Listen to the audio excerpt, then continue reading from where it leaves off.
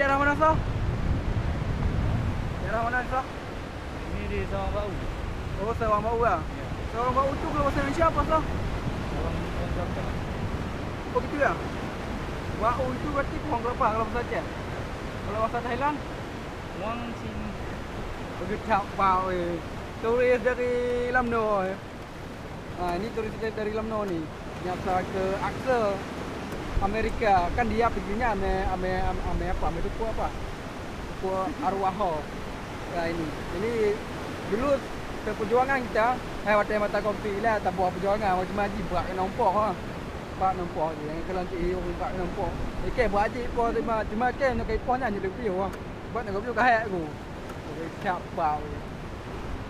Bau mau nak mengelawak mau. Ini peding buat kan. Kan buat nampak tu kopi bang. Bang, bang nampak kopi bang. Ayo bang. Macam pulau-pulau waktu ini bang. Betul.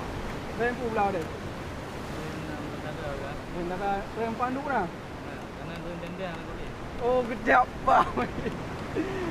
Kalau gini buat nampak tengok dia. Kalau gini mereka buat nampak tengok dia lain sudah pergi kejap bang. Ni vlog berapa sah? Pertama. Bukan lah. Yang pertama kan udah alai tu. Ni kan enggak alai lagi kan. Ni vlog Sekian lah. ketiga kita.